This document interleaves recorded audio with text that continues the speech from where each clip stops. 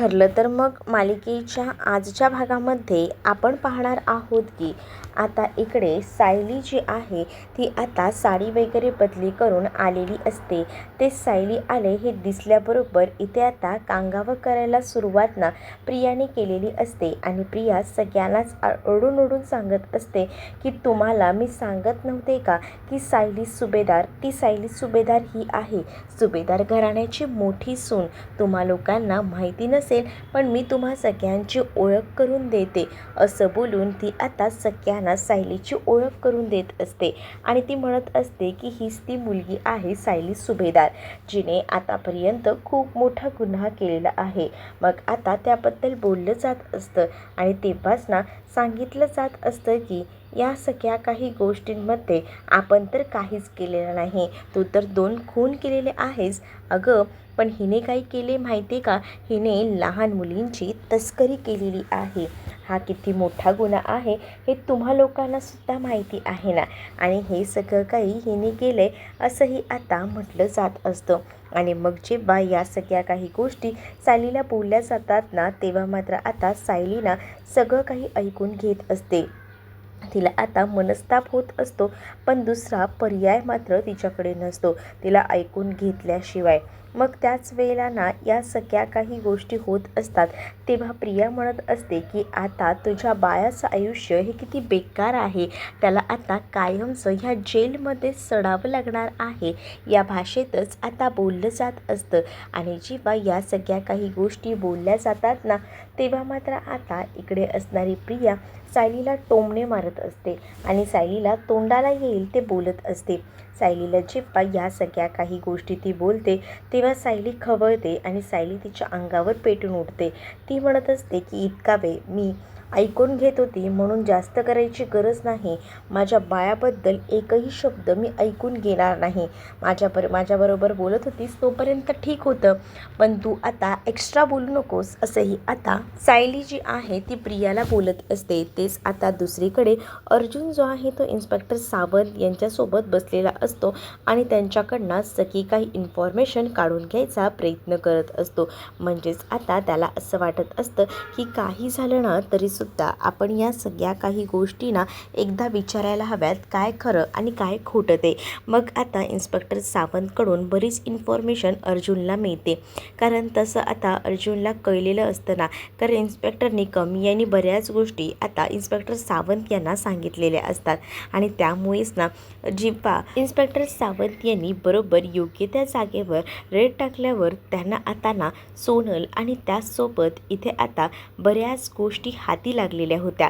सोनल आणि त्याचसोबत जो माणूस आहे जो की सोनलला विकत घ्यायला आला होता म्हणजेच त्याचा काका म्हणून कदम त्यालासुद्धा आता पकडलं जातं. सुरेश कदमला पकडलं गेल्यानंतर त्याला आता पोलीस विचारत असतात की खरं खरं सांग काय काय केलं आहेस ते.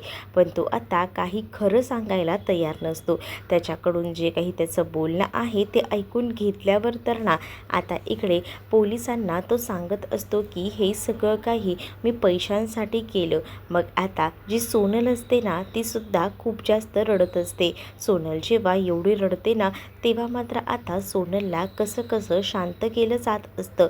पण सोनलला आता काही बोलता येत नसतं कारण सोनलसोबत खूप मोठा अन्याय जो झालेला असतो त्यामुळे सोनल रडत असते. तेच आता इकडे काही कॅमेराज आणि बाकी सगळे सामानसुद्धा भेटतात आणि त्यामुळे आता पोलिसांचा संशय हा दाट वाढत चाललेला असतो. मग हे सगळं काही इन्स्पेक्टर सावंत अर्जुनला सांगत असतात. मग आता अर्जुन जेव्हा हे सगळं ऐकतो तेव्हा त्याला धक्का बसतो कारण सुरेश कदम हा व्यक्ती आता सोनलला घ्यायला आला होता आणि तिचा काका आहे असं सुद्धा म्हटलं होतं. मग या सगळ्या काही गोष्टी जेव्हा आता अर्जुनला समजतात तेव्हा अर्जुनला तर खूप मोठा धक्काच बसतो. त्याने हे कधी अपेक्षितच केलं नव्हतं तेवढ्या गोष्टी आता घडत होत्या आणि त्यामुळे आता तो मोठ्या टेन्शनमध्ये होता. तो आत्ता बोलत होता की नाही तुमचं काहीतरी चुकतंय काहीतरी गडबड आहे. पण त्याच वेळेला आता ते इन्स्पेक्टर सावंत जे आहेत ते म्हणत असतात की मी तुम्हाला तेच सांगतोय जे निकम यांनी मला सांगितलेलं आहे. निकम ज्या वेळेला मला या सगळ्या गोष्टी बोलल्या तेव्हाही विश्वास बसला नाही कारण जेव्हा त्यांनी सुरेश कदमला पकडलं तेव्हा सुरेश कदमकडनं जेव्हा माहिती काढून घ्यायचा प्रयत्न केला तेव्हा सुरेश कदम यांनी ना सायली सुभेदार यांचं नाव सांगितलं. तेव्हा सायली सुभेदार नक्की का खरं खरं सांग, कोणी सांगितले तुला हे काम करायला? तेव्हाच ना त्यांनी आता सायलीचं नाव घेतलेलं असतं की या सगळ्यामध्ये सायली सहभाग आहे आणि सायलीनेच मला हे सगळं काही करायला सांगितलं होतं, हेही आता म्हटलं जात असतं. जेव्हा आता ह्या सगळ्या काही गोष्टी बोलल्या जातात ना, तेव्हा मात्र आता इकडे पोलिसांनासुद्धा धक्का बसतो की अर्जुन सुभेदारची बायको ह्या सगळ्या काही गोष्टी कशा काय करू शकते, असंही आता म्हटलं जात असतं. मग तेव्हाच ना इथे आता पोलीस जे आहे ते खवळून गेलेले असतात आणि ते आता म्हणत असतात की तुम्ही हे सगळं काही काय बोलताय? मग तेव्हाच ना, हो मी खरं सांगतोय, मी जे काही बोलतोय ते शब्द खरे आहेत, कारण सायली सुभेदार यांनीच माझ्याबरोबर हे सगळं काही केलेलं आहे. खरं तर मीच त्यांना नाही बोलत होतो, पण त्याच मला बोलायला लागल्या की ह्यामध्ये भरपूर पैसा आहे.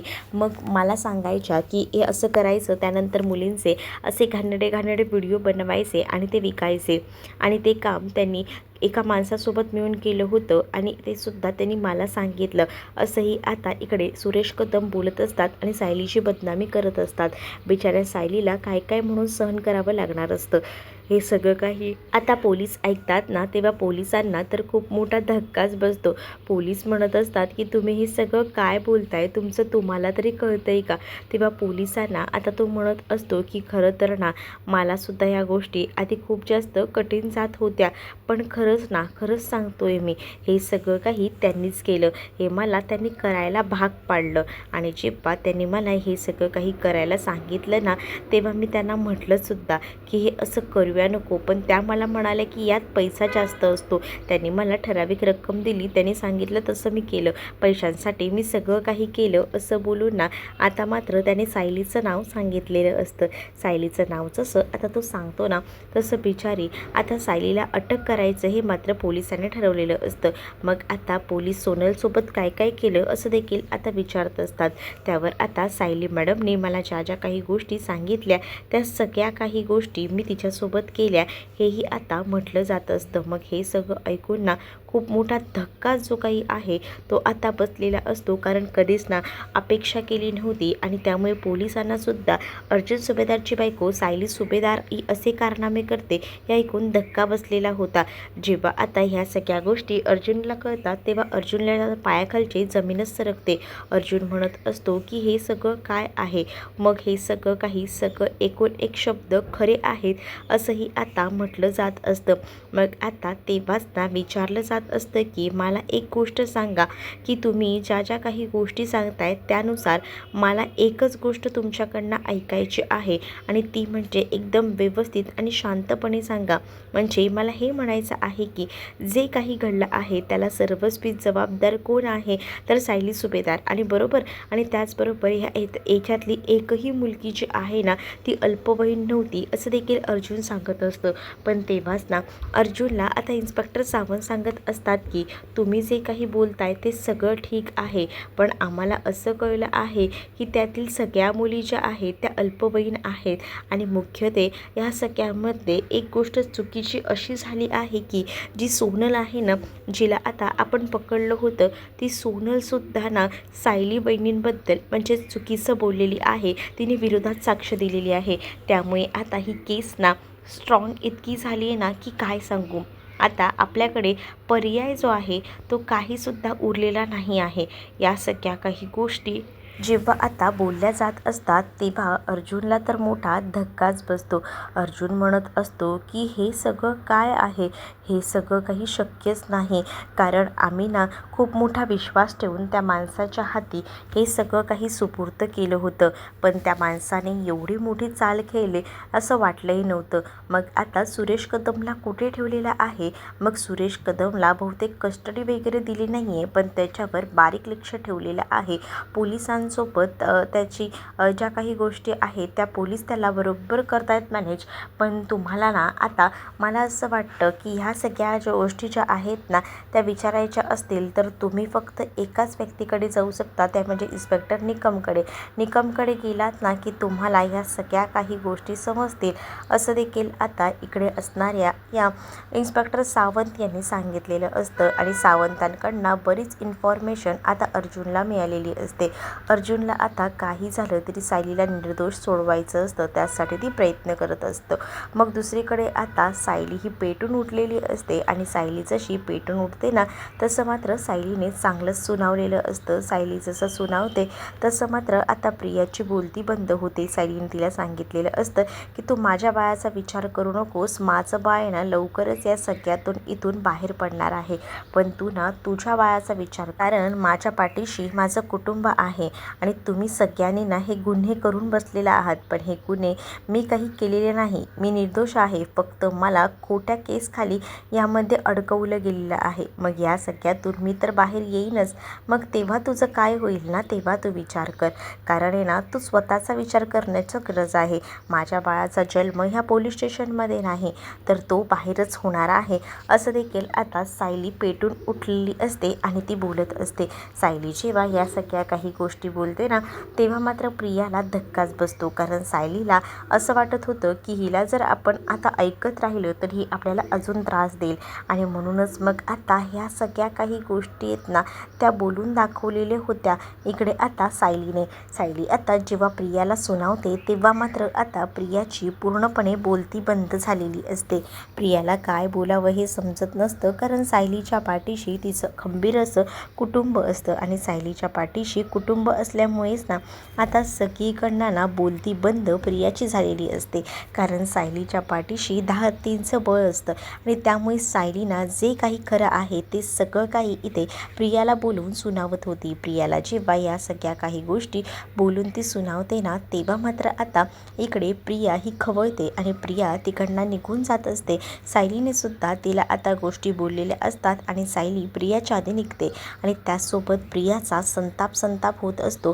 प्रियाने विचारसुद्धा केलेला नव्हता की आज सायलीकडनं आपल्याला या सगळ्या काही गोष्टी एवढ्या ऐकू येतील, पण आता इकडे अर्जुन जो आहे तो या सगळ्यामध्ये म्हणत असतो की मला ना सोनलला भेटायचं आहे, पण इन्स्पेक्टर सावंत म्हणतात की तुम्हाला काही झालं तरीसुद्धा सोनलला भेटता येणार नाही, तरीसुद्धा तुम्ही एकदा परमिशन काढून बघा, निकम यांच्याशी बोलून बघा, असं देखील आता सांगितलेलं असतं. निकमकडे अर्जुन आलेला असतो आणि तो आता म्हणत असतो की मला सोनलला भेटायचं आहे, पण आता ते पोलीस जे आहेत इन्स्पेक्टर निकम ते मात्र आता नाही असं म्हणत असतात. तुम्हाला जे काही तिच्याशी बोलायचं आहे ना ते थेट कोर्टातच बोलता येईल, तिच्याबरोबर आता कोणतीही चर्चा वगैरे तुम्हाला करता येणार नाही असंही आता सांगितलेलं असतं. आणि जेव्हा या सगळ्या काही गोष्टी सांगितल्या जातात तेव्हा मात्र आता अर्जुन म्हणतो की निदान मला तिच्याशी बोलून घेऊ द्या, तिला काय वाटते काय नाही, पण आता इन्स्पेक्टर निकम यांनी भेटण्यासाठी नकार दिलेला असतो. तेच आता म्हणत असतो की मला निदान आता भेटायला तरी द्या त्या कदमांना, मग आता कदम काही झालं तरी कदमाला भेटायला द्यायचं नसतं. इकडे आता निकम काही बोलत नसतात, पण आता अर्जुन ठरवतो की काही झालं तरी वकीलपत्र तयार करायला हवं, सायलीची लवकरात लवकर सुटका करायला हवी आणि त्यासाठी पटापट पुरावे शोधायला लागणार आहेत असं देखील आता अर्जुन म्हणत असतो. पण त्यासाठी पहिल्यांदा ना आता आपल्याला सुरेश कदमकडे जावं लागणार आहे, पण आपण सुरेश कदमकडे कसं जायचं, कारण आता आपल्याला इन्स्पेक्टर निकम यांनी सांगितलेलं आहे की त्याला पोलिसांच्या बंदोबस्ताखाली ठेवलेलं आहे, मग आपण तिथे कसं पोचायचं. अर्जुन म्हणत असतो की ते मला काही माहीत नाही, काही झालं ना तरी सायलीची सुटका करायची असेल ना तर इन्स्पेक्टर निकमचं काही बोलणं ऐकायचं नाही, काही झालं ना तरीसुद्धा त्या सुरेश कदमपर्यंत पोचायचं, कारण त्या सुरेश कदमने बाकी मुलीसुद्धा कुठे ठेवल्या आहेत ते आपल्याला कळतील. तेच इकडे मधुभाऊ सगळ्यांची माफी मागत असतात आणि हे सगळं काही माझ्यामुळे झालंय, मी जर ही जबाबदारी सायलीकडे दिलीच नसती तर सायलीवर आज वेळ आली नसती. आपल्या सायलीची काही चूक नसताना आपल्या सायलीला किती काय सहन करावं लागते असं देखील मधुभाऊ आता बोलत असतात. मधुभाऊ जेव्हा या सगळ्या काही गोष्टी बोलतात तेव्हा मात्र आता खूप मोठा धक्काच ना इथे आता बसलेला असतो.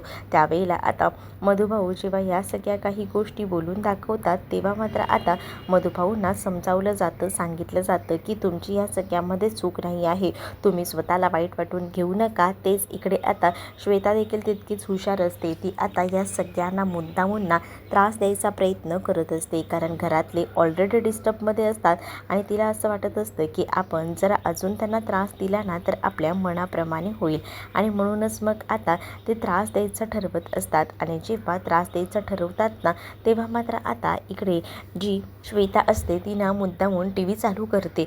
जसं आता श्वेताने टी व्ही चालू केलेला असतो तेव्हा सगळीजणं बघत असतात.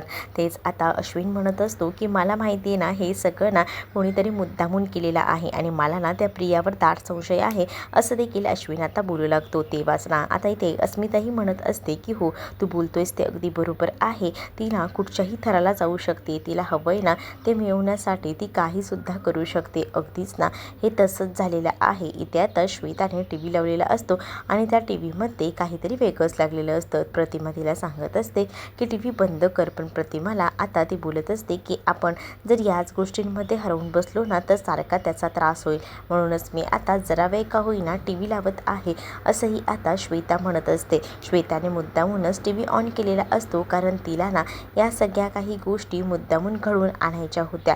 मग जेव्हा या सगळ्या काही गोष्टी मुद्दामून घडवून आणायच्या होत्या, कारण तेव्हा न्यूजचं चॅनल ती लावते. मग न्यूज चॅनलवर आता सायलीवरचे आरोप आणि त्याचसोबत सुभेदार कुटुंबाबद्दल चर्चा केली जात असते. सुभेदार कुटुंब कसं आहे आणि ते कुठच्या थराला जाते याबद्दल आता बोललं जात असतं. आणि जेव्हा या सगळ्याबद्दल चर्चा केली जात असते तेव्हा मात्र आता सगळ्यांचा संताप होत असतो. मात्र दुसरीकडे हे सगळं बघूनच ना आनंद मात्र श्वेताला होत असतो. श्वेता आता खूप जास्त अशी खुश असते. श्वेता आता जशी आता खुश असते ना, तेव्हा मात्र ती सगळ्यांचं तोंड बघत असते. सगळ्यांनीच आता सांगितलेलं असतं की पहिल्यांदा ना टी व्ही बंद कर श्वेता, तुला आधीच सांगितलं होतं, तेच ऐकायचं ना वैताग आलेला आहे. जिथे आपली चूक नाही ना तिथे आपण काहीसुद्धा बोलायचं नाही, असंही आता म्हटलेलं असतं. आणि जेव्हा या सगळ्या काही गोष्टी ज्या आहेत ना त्या ऐकल्यानंतर इकडे आता सगळ्यांनाच धक्का बसतो. आणि तेव्हाच ना दुसरीकडे मात्र इकडे आता आपणच आपल्या सायलीच्या पाठीशी खंबीरपणे उभं राहायला हवं, कारण आपली सायली जी आहे ती असं काही करणं शक्यच नाही. म्हणूनच आता संपूर्ण कुटुंब सायलीच्या पाठीशी खंबीरपणे उभं असतं. आणि तेव्हाच ना इकडे आता जी श्वेता आहे ना तिला मात्र आता कळत नसतं की काय करावं, पण श्वेताला अस्मिता आता सांगत असते की तू पटकन जा आणि जा स्मितकडे लक्ष ठेव, इथे तिथे थांबण्यापेक्षा स्मितकडे लक्ष ठेव, असं देखील आता तिने सांगितलेलं असतं. स्मितची जबाबदारी अस्मिताने मुद्दामून श्वेताकडे दिलेली असते. तेच आता संपूर्ण कुटुंब सायलीच्या पाठीशी तर ठामपणे उभं असतं. तेच आता दुसरीकडे पाहायला मिळत असतं की अर्जुन आणि त्याचसोबत इकडे आता चैतन्य परफेक्ट ठिकाणी पोहोचलेले असतात. आणि जेव्हा अर्जुन आणि चैतन्य त्या ठिकाणी पोहोचतात तेव्हा आता चैतन्यला अर्जुन म्हणत असतो की तू आता बाहेर जायचं आहेस आणि तू सगळी इन्फॉर्मेशन काढायची, कारण मी जर गेलो तर त्याला माहिती आहे की मी कोण आहे, त्यामुळे तो मला लगेच ओळखेल. तू जर गेलास ना तर तुला नाही ओळखणार, त्यामुळेच ना मी तुला सांगतोय की तू जा आणि बघ काय होतंय ते. काहीसुद्धा एक्स्ट्राचं बोलू नकोस, फक्त ना मोबाईल चालू ठेव, मला बघायचं आहे की तो काय काय बोलतोय ते, असंही आता इकडे अर्जुन बोलत असतो. चैतन्य म्हणत असतो की हे सगळं काही सेफ तर आहे ना, तर चैतन्याला अर्जुनने ह्या सगळ्या काही गोष्टी करायला सांगितलेल्या असतात. आणि जेव्हा या सगळ्या काही गोष्टी समजतात ना तेव्हा मात्र आता चैतन्य आपल्या मोबाईलचा कॅमेरा चालू ठेवतो आणि आता व्हिडिओ कॉल सुरू असतो. व्हिडिओ कॉल जेव्हा सुरू असतो ना तेव्हा आता समोर जे काही दाखवलं असतं ते सगळं काही आता अर्जुनला दिसत असतं. अर्जुन म्हणत असतो की मला असं वाटतंय ना की एक काम कर, तू ना समोर विचार तिथेच राहतोय का, तर तिथे आता काही हवालदारसुद्धा बाहेर उभे असतात. ते हवालदारसुद्धा बाहेर उभे आहेत ना हे दिसत असतं. आणि त्यामुळेच ना अर्जुन आता चैतन्याला म्हणत असतो की तू तिथे जा आणि तिथे जाऊन या सगळ्या काही गोष्टी विचार. मग आता चैतन्य जो आहे तो तिथे जातो आणि तिथे असणाऱ्या पोलिसांकडनं माहिती काढून घ्यायचा प्रयत्न करत असतो. अर्जुनला आता चैतन्य बोलत असतो की आपण निघतो तर आहोत, आपण करत तर आहोत, आपलं हे सगळं काही सक्सेस होईल ना तेव्हाच ना. आता अर्जुन म्हणत असतो की तू फक्त जा आणि दार वाजव, मग आपण पुढचं काय ते बघूया, काय करायचं आहे आणि काय नाही ते. मग तेच आता दार वगैरे वाजवलं जात असतं. आणि जेव्हा दार वगैरे वाजवलं जातं तेव्हा आता चैतन्याला असं वाटत असतं की काहीतरी बेस्ट असा पुरावा मिळायला हवा, म्हणूनच आता चैतन्य गेलेला असतो आणि चैतन्य इन्फॉर्मेशन काढायचा प्रयत्न करत असतो. तेव्हाच ना चैतन्यला आता ते हवालदार सांगत असतात की तुमचं काय काम आहे, तुम्ही कोण आहात. तेव्हा चैतन्य सांगत असतो की मी ना त्याचा मित्र आहे, मला जरा त्याच्यासोबत बोलायचं आहे, प्लीज त्याला 2 मिनिटासाठी बोलवा ना. खरं तर अर्जुनला हेच बघायचं असतं की तिथे तो खरंच राहतोय का. मग आता एकदा का आपल्याला कळलं ना की तो तिथेच राहतोय, मग पुढच्या काही गोष्टी करता येतील ना, म्हणून अर्जुनने आता तेच ठरवलेलं होतं. मग आता अर्जुन जेव्हा बॅक कॅमेराने बघत होता तेव्हा मात्र हौसना इथे जे हवालदार असतात ते दार उघडतात. जसं त्यांनी आता दार उघडलेलं असतं तेव्हा आता जो सुरेश कदम आहे तो बाहेर येतो. सुरेश कदम जेव्हा बाहेर येतो तेव्हा मात्र आता व्हिडिओ कॉलमध्ये दाखवलेलं असतं आणि सुरेश कदमला बघून ना अर्जुनच्या तळपायाच्या मस्तकात जाते आणि त्याला कळतं की हाच तो माणूस आहे ज्याने आपल्याला फसवलं आहे, हा खोटं बोललेला आहे. हे सगळं काही आठवतं आणि मग तेव्हाच अर्जुनला चैतन्य हे सगळं काही दाखवतो. तेव्हा अर्जुनला खात्री पडते की हाच तो आहे आणि मग आता अर्जुनला हे समजलेलं असतं की हा माणूस नेमका कुठे राहतोय. मग ह्याच्याकडनं सगळी माहिती काढून घ्यायचं हे देखील आता अर्जुनचं ध्येय असतं. अर्जुनने आता काही झालं तरीसुद्धा परफेक्ट सगळ्या काही गोष्टी चैतन्य थ्रू घडवून आणलेल्या असतात. कारण त्याला असं वाटत असतं की उगाच आहे ना आपण वेळ वाया घालवायचा नाही, ज्या काही गोष्टी आहेत ना त्या परफेक्ट करायच्या असंही आता ठरलेलं असतं. तेच दुसरीकडे पुढील भागामध्ये प्रिया जी आहे ती आता सुभेदार तिथे आलेले असताना त्यांना सुनवायचा प्रयत्न करत असते. पण तेव्हाच ना पूर्णाजी जी आहे ती सायलीच्या बाजूने उभी असते आणि आमची सायली निर्दोष आहे, सायलीला आमच्या फसवलं गेलं आहे असं देखील आता बोललं जात असतं. आणि आपलं हे संपूर्ण कुटुंब ना सायलीच्या पाठीशी खंबीरपणे उभा आहे आणि त्यामुळे सायलीला तू हरवायचा विचार करत असशील तर हा तुझा भ्रम आहे, तुझं स्वप्न आहे आणि ते स्वप्नच राहील असंही आता पूर्णाजी प्रियाला बोलून आता चिडवत. तर तुम्हाला हा भाग कसा वाटला आहे कमेंटमध्ये मला नक्कीच सांगा. अशाच अपडेट्ससाठी आपल्या चॅनलला सबस्क्राईब नक्कीच करा. चला तर मग भेटूया पुढच्या भागात. तोपर्यंत टाटा बाय.